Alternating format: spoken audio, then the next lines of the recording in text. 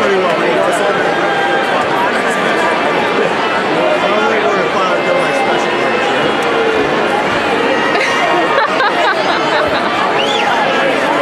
Okay, the teachers are about to talk.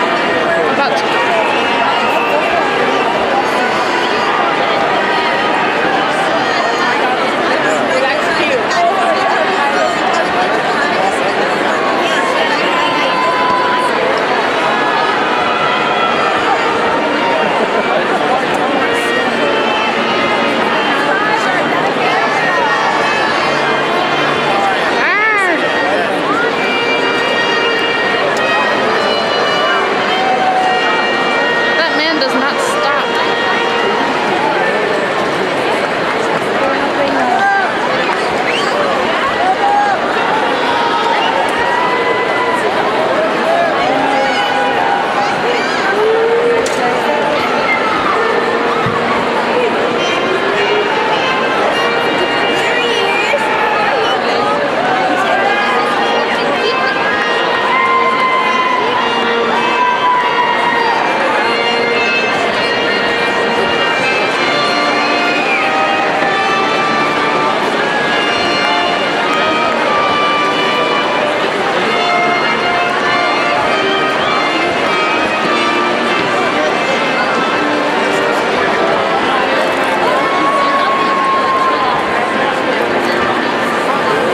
There's Reb. They're passing Reb now.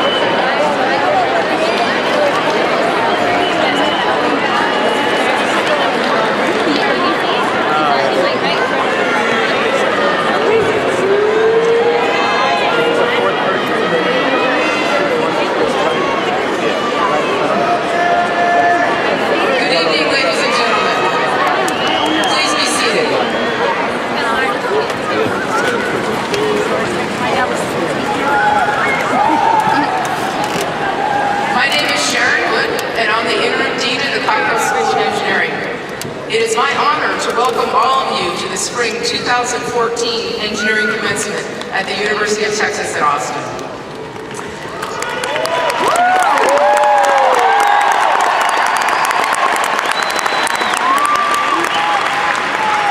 This evening's ceremony is the culmination of hard work and determination by the more than 1,000 Bachelors of Science, Masters, and PhD candidates seated before me. Graduates, this is a time of joy for your family and friends. All of us in the Coppell School are very proud of you and your accomplishments. I would like to ask all the engineering candidates to stand up, turn around, and give a big round of applause to your family and friends who are sharing this special night with you.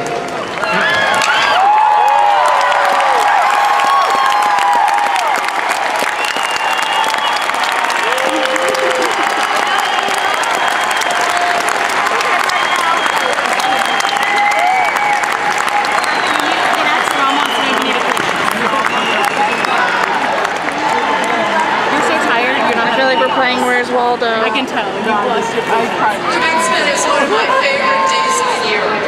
Today, the faculty look out at all the candidates, and we are filled with pride because we know that we have done our jobs. We have educated the next generation of engineering leaders. This requires hard work of many people. All of the degree candidates, their friends and family, our dedicated staff, and our exceptional faculty. At the Cockrell School, we have a community of passionate teachers who also happen to be world-renowned researchers. They come to UT Austin because they're committed to providing the best engineering education to our students. This is one of many things that truly sets the Cockrell School apart. Many of our engineering faculty members have joined us tonight to honor the candidates and celebrate their graduation.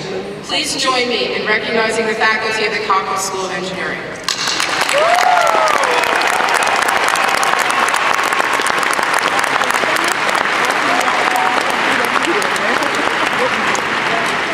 It is my pleasure to introduce the participants in this spring 2014 commencement. Please hold your applause until I've called all their names. First are the chairs and leaders of the 7 top-ranked engineering departments. They will also announce their respective candidates for graduation later in the ceremony. Dr. Noel Clemens, Chair of Aerospace Engineering and Engineering Mechanics.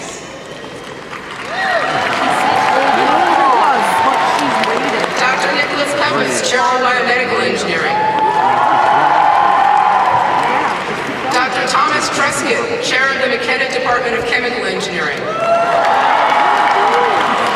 Dr. Richard Horsey, Chair of Civil, Architectural, and Environmental Engineering. Dr. Ahmed Tofik, Chair of Electrical and Computer Engineering. Dr. Jayati Murthy, Chair of Mechanical Engineering. And Dr. Tad Paxick, Chair of Petroleum and Geosystems Engineering. To my right are the Associate Deans in the Cockrell School, Dr. Gerald Zweitel, Associate Dean for Academic Affairs, and Dr. John Eckert, Associate Dean for Research.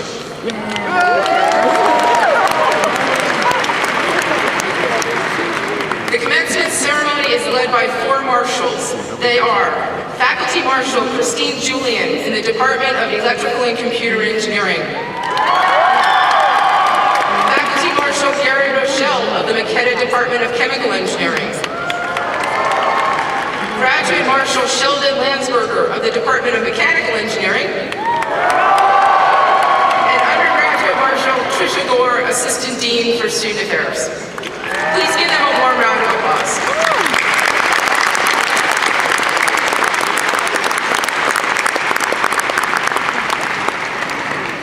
The motto at the University of Texas is "What starts here changes the world."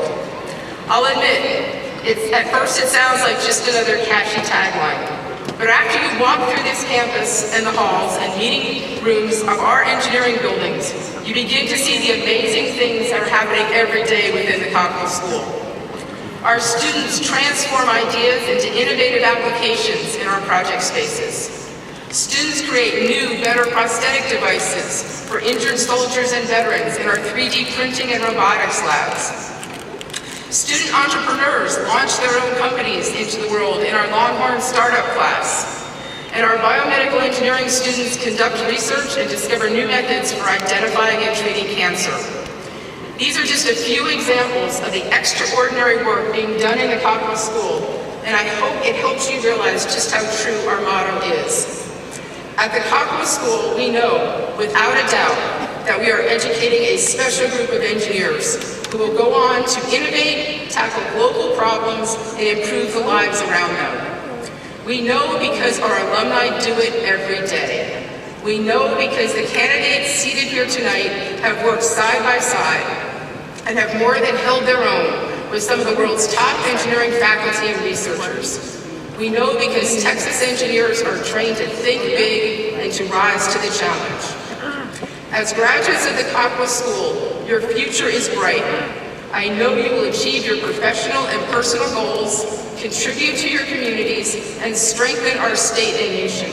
And you will do it. My hope, and I know it is shared by your family and friends, is that you will leave the University of Texas with this commitment. Ladies and gentlemen, I now have the great pleasure of introducing an esteemed UT Engineering alumnus, a man who has shown great dedication to the Cockrell School and has gone above and beyond in support of our students. Tonight's commencement speaker, Gary Thomas. Gary is the Chief Operating Officer for EOG Resources, Inc., one of the largest crude oil and natural gas companies in the U.S. EOG is currently the biggest oil producer in Texas and the largest onshore oil producer in the continental U.S. Gary has been with EOG since 1978 and was promoted to his current position in 2011. In his leadership role, he is responsible for the profitability and growth of exploration and production activities across all of the company's operating areas. Gary holds a bachelor's degree of petroleum engineering from the Cockrell School and a master's degree in engineering management from the University of Tulsa. He is a passionate supporter of the University of Texas and our school, and he remains actively involved as a member of the External Advisory Council for the Department of Petroleum and Geosystems Engineering. As one of his many contributions to the Cockrell School, Gary led the effort to raise significant philanthropic funds to renovate the Ben H. Cottle Student Learning Center Excellence Center. Because of Gary's efforts, engineering students now have a large, modern space for studying, as well as a new computer lab and lounge. As a veteran of the energy industry, Gary also enjoys sharing his knowledge with those following in his footsteps. He has become well known for providing excellent career guidance to our students and offering industry insights to our faculty. We would like to thank Gary for his generous service to the Cockrell School and his continued belief in our faculty and students. Ladies and gentlemen, please welcome Gary Thomas.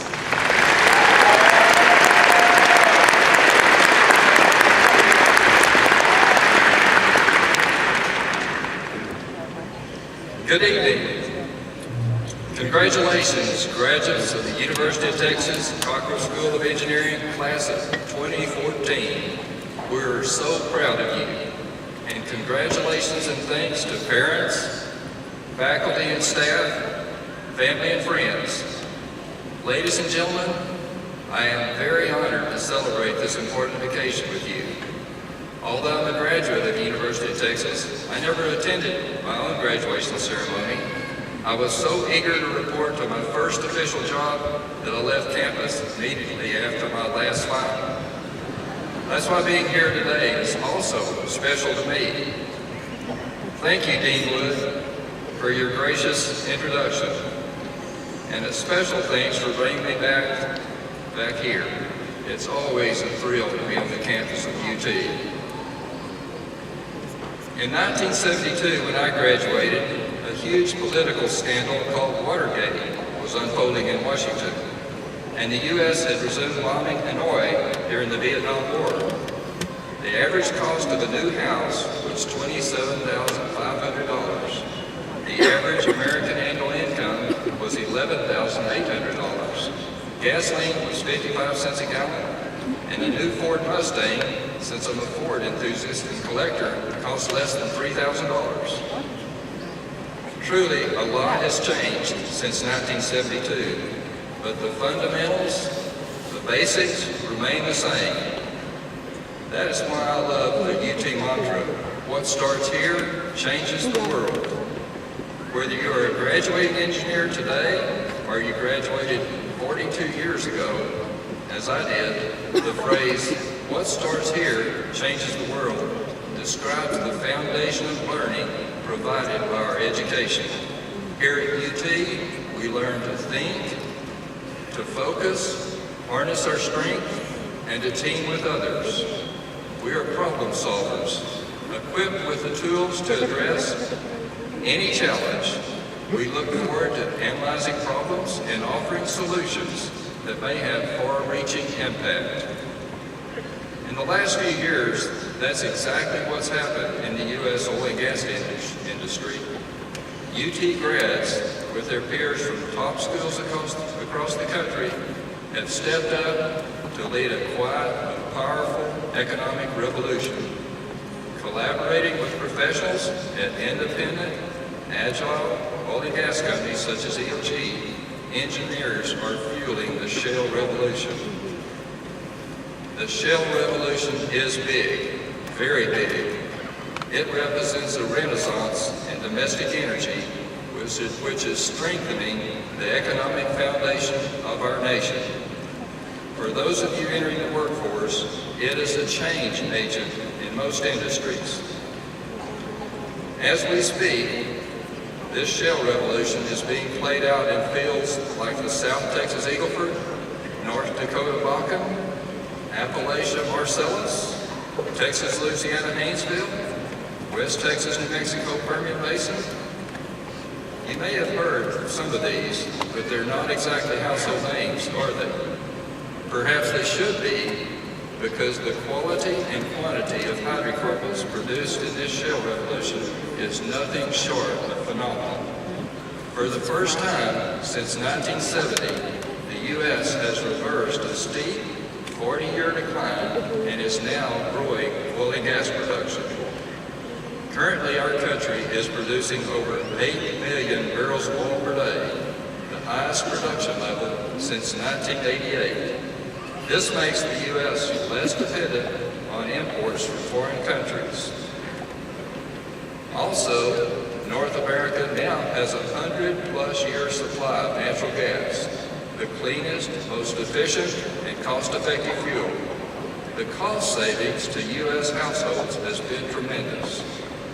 The shale revolution is providing the U.S. with a powerful, unique cost advantage from fuel to feedstocks to finished products.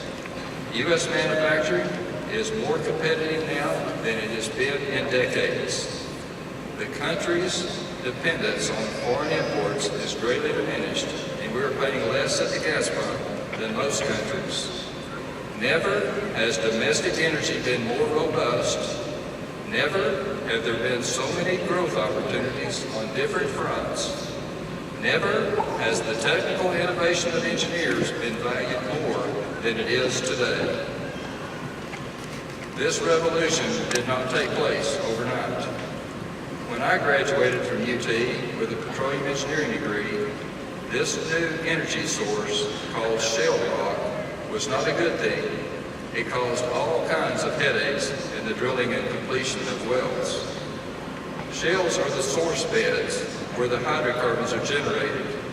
In the past, they were considered barriers or seals for the conventional oil and gas reservoirs.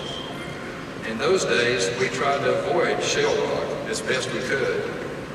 Exploration and production rocked along in the U.S. with production declining from the 70s through the 1990s. And by the late 1990s, EOG was running out of conventional oil opportunities. We needed new, large plays with substantial reserves. Even though we had many of the best geoscientists in the business, we had reached a stalemate. We could not grow production. So we looked around for ways we could grow. What options were out there that we could take advantage of? We were cautiously optimistic that perhaps horizontal drilling in shale rock could make a difference.